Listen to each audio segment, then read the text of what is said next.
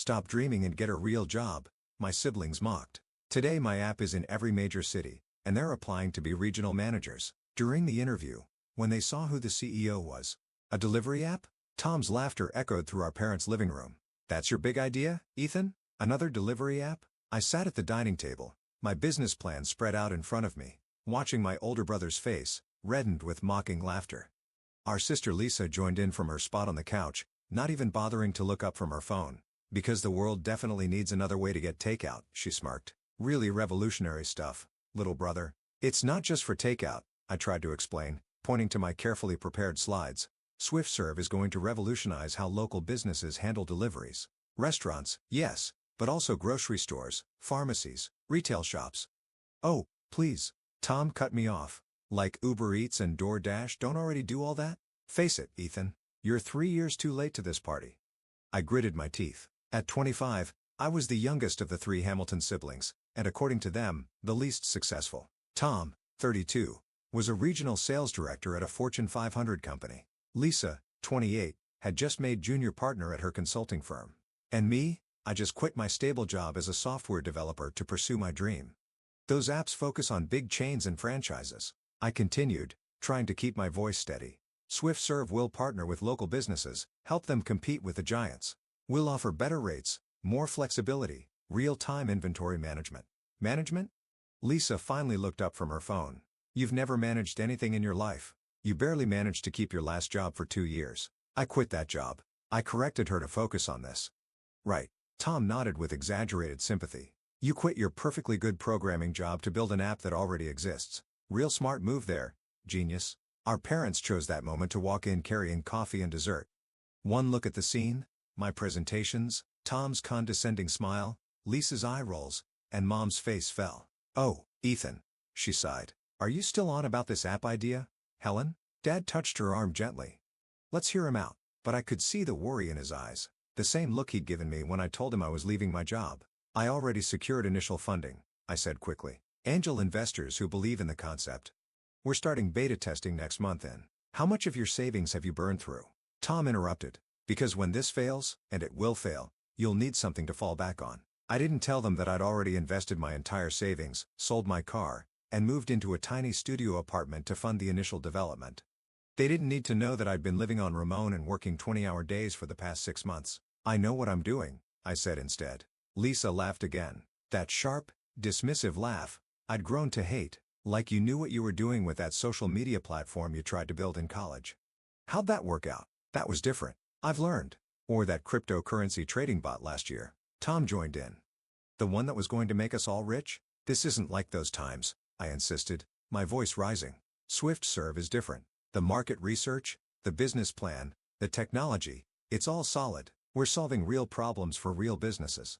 Honey, Mom sat down beside me using her gentlest voice, the one that somehow hurt worst of all. Maybe it's time to be practical. Tom's company is always hiring in IT. He could put in a word. I don't need a job at Tom's company. I stood up, gathering my presentations.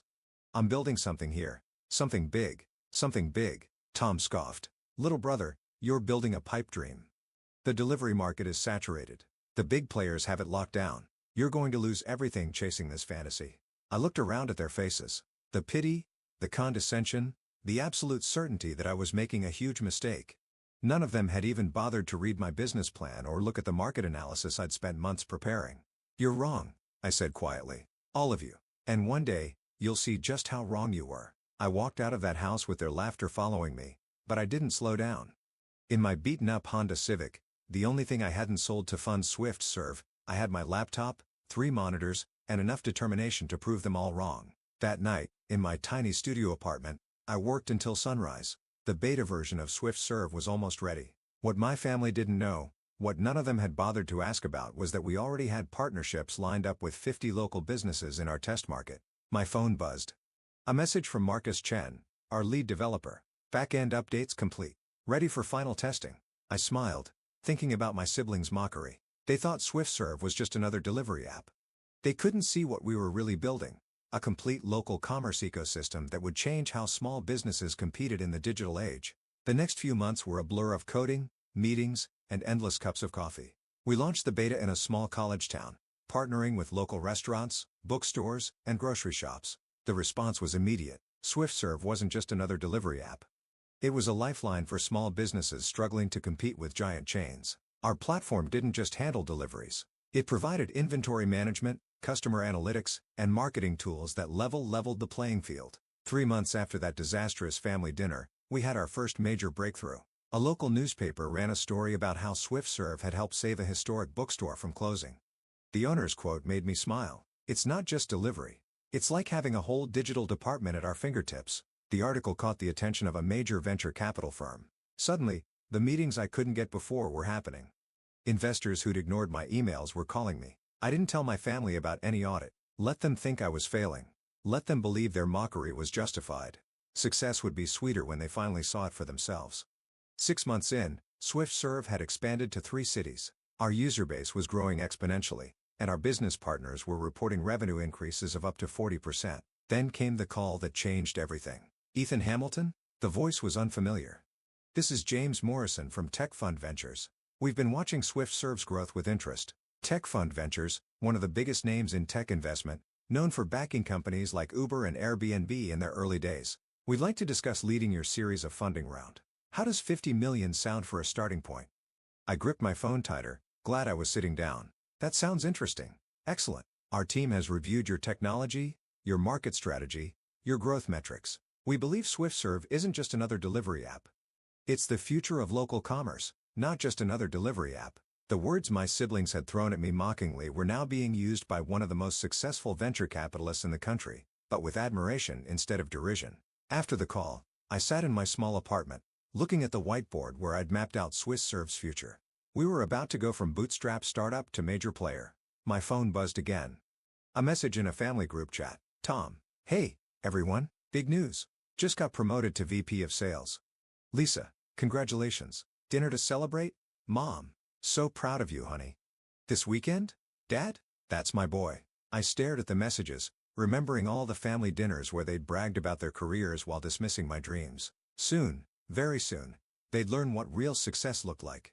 But first, we had an empire to build. 1 year after that first mocking family dinner, I sat in my new corner office on the 38th floor of a downtown skyscraper watching SwiftServe's real-time statistics scroll across multiple screens. We were now operating in 20 major cities with over 10,000 local businesses on our platform. The $50 million from Tech Fund Ventures had turned into $200 million in Series B funding. Forbes had just named SwiftServe one of the top 10 startups to watch. Our valuation had crossed $1 billion, making us official unicorn, and my family still thought I was struggling. "Mr. Hamilton?" My executive assistant Sarah appeared at the door. "The Singapore team is ready for their update call, and your sister Lisa has called 3 times this morning." I glanced at my phone's missed calls. Lisa had indeed been trying to reach me, probably to brag about her latest promotion or to offer more helpful career advice. "Take messages from Lisa," I said. "I'll deal with family matters later." The Singapore call was crucial. We were about to launch in Asia, starting with Singapore and Hong Kong. SwiftServe wasn't just changing local commerce in America. We were going global. Mid-call, my phone buzzed with a text from Mom.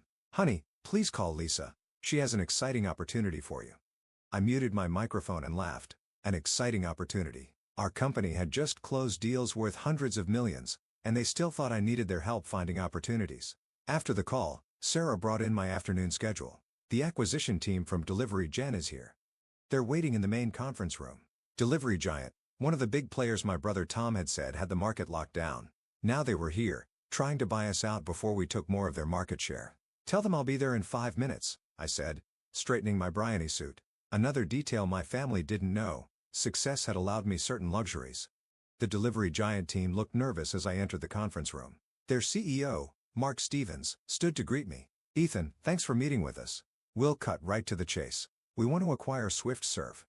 Name your price." I sat down, enjoying the irony. A year ago, my siblings had mocked me for trying to compete with companies like Delivery Gent. Now those same companies were trying to buy us out. "Not interested, Mark, but thanks for coming by." "We're prepared to offer $2 billion, he pressed. "Cash and stock." I smiled, thinking about Tom's words. The big players have it locked down. "The problem, Mark, is that SwiftServe isn't just another delivery app. We're not competing with you. We're reshaping the entire market. Your model focuses on large chains. Ours empowers local businesses. You're offering $2 billion because you know we're worth far more than that. $3 billion, he said quickly. Too quickly. I stood up. Let me show you something. I led them to our main operations center where wall-to-wall screens displayed SwiftServe's network in real time. Thousands of deliveries happening simultaneously. Real-time inventory updates from local businesses. Customer data flowing through our AI systems. This is the future of local commerce, I said, and it's not for sale. After they left, I checked my messages again. Lisa had called twice more. Finally, curious about this exciting opportunity, I called her back. Ethan. Finally. Her voice was too bright, too eager. Listen, I've been thinking about your situation. My firm is launching a new digital division, and I convinced them to consider you for a junior analyst position. I nearly dropped my phone. Junior analyst? I know. It's entry level, she continued, missing my tone completely. But it's a foot in the door, a real career path. Better than wasting time on that app thing. Right? I looked around my office at the awards on the walls, the view of the city, the evidence of success. They somehow still couldn't see. Lisa, I said carefully. How's the consulting business going? Amazing. She launched into a detailed description of her latest project. We just landed a major client in the tech sector. They need help with their digital transformation strategy. Would that client be Anderson Global? I interrupted. Silence. Then, how did you know that? Because they approached us first. They're implementing SwiftServe's platform across their entire retail division. The contract is worth $50 million more. Silence. That app thing you think I'm wasting time on? We're now in 20 cities, Lisa. We have over 1,000 employees. Our last funding round valued us at $3.5 billion. That can't be right, she stammered. We would have heard. Would you? When's the last time any of you actually asked about my work? Asked to see what I was building? Before she could respond, Sarah appeared at my door. Mr. Hamilton, the board meeting is starting. I have to go, I told Lisa. Board meeting. But hey, thanks for thinking of me for that junior analyst position. Always good to have a backup plan. Right? I hung up, imagining her face as reality finally began to crack her perception of her struggling little brother. The board meeting was another triumph. Our expansion plans were ahead of schedule. Revenue had tripled in the last quarter. And we had just acquired our biggest competitor in the local delivery space. As I wrapped up my presentation, my phone buzzed again. A message from Tom. Just heard something interesting about SwiftServe. Need to talk ASAP. I smiled. Word was finally getting around, but they still didn't know the biggest news. The development that would force them to fully confront their mistake in doubting me. SwiftServe was about to go public. And there was one more detail they didn't know.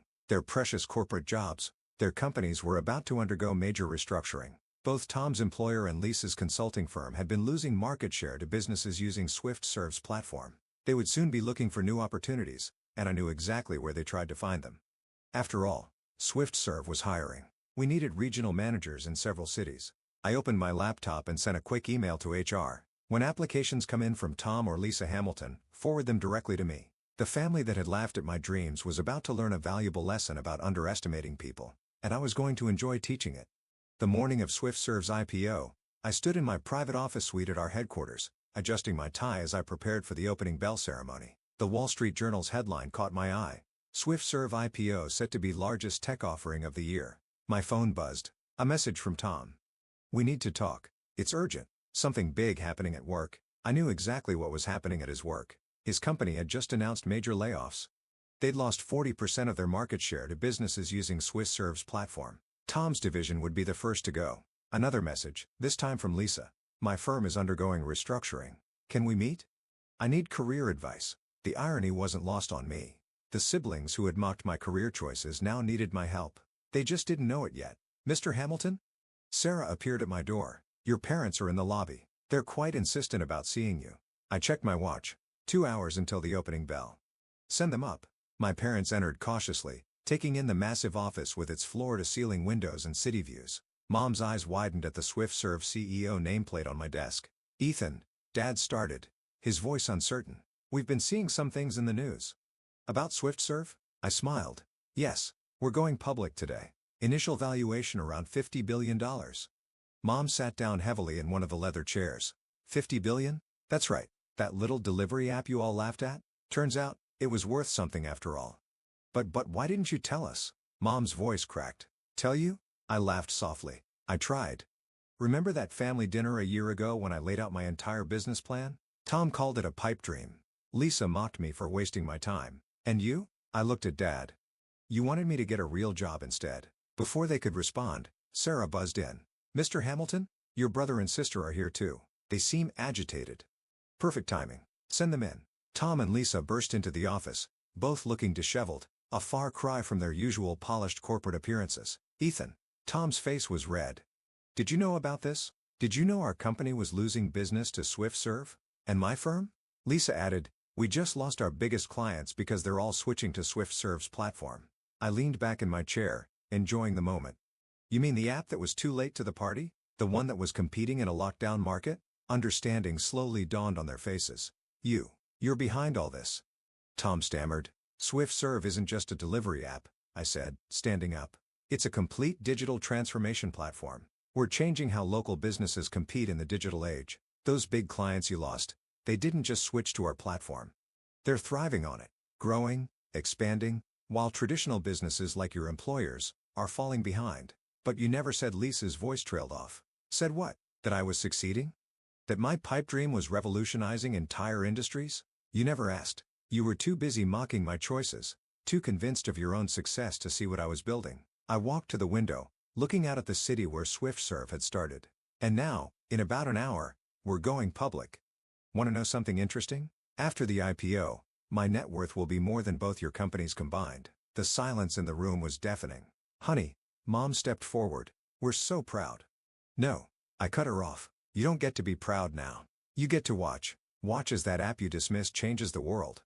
Watch as your perfect corporate children come looking for jobs at my company. Tom and Lisa exchanged glances. Actually, Tom cleared his throat. That's partly why we're here. With the layoffs coming, you want jobs at SwiftServe? I finished for him. Funny how things work out, isn't it? We do have some openings. Regional manager positions. Entry level, of course. Entry level? Lisa protested. But I'm a partner at a failing consulting firm, I interrupted. Your experience means nothing here. You'd have to start from the bottom. Learn our system. Prove your worth. Just like I did when you were all laughing at me. Sarah appeared at the door. Mr. Hamilton? The opening bell ceremony is in 30 minutes. Thank you, Sarah. I turned back to my family. You're welcome to watch the ceremony. Front row seats to see your little brother's pipe dream make history. The next hour was surreal. My family sat in stunned silence as I rang the opening bell at NASDAQ. SwiftServe stock soared in the first minutes of trading. By lunch, we had exceeded all projections. Back in my office, I handed them each a folder. What's this? Tom asked. Job applications? I replied. If you want to work at SwiftServe, you'll need to apply through proper channels. No family shortcuts, but we're your siblings, Lisa protested. Funny, that didn't seem to matter when you were mocking my dreams. Why should it matter now? Dad stepped forward. Son, we were wrong. All of us. We should have supported you. Believed in you. Yes, you should have. I sat back down at my desk. The applications are due by Friday. The starting salary is $45,000 a year. And one more thing, your direct supervisor? That college kid you said would never amount to anything because he was just a programmer. Marcus Chin. I made him Chief Technology Officer last month.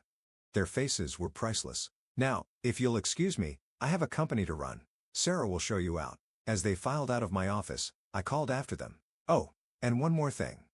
Remember how you all laughed when I said I'd change the future of local commerce? Check today's stock price. Then check your own company's stock. See who's laughing now. The door closed behind them, leaving me alone in the office where I built my empire. My phone buzzed with notifications. SwiftServe's stock was still climbing. News outlets were calling it the most successful tech IPO in years.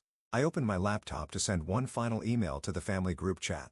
Thanks for not believing in me. It made success that much sweeter. P.S. Those job applications, they're due by Friday. Don't be late. Then I turned to the real work, continuing to build the company that had proved them all wrong. Because success isn't just about proving doubters wrong, it's about proving yourself right.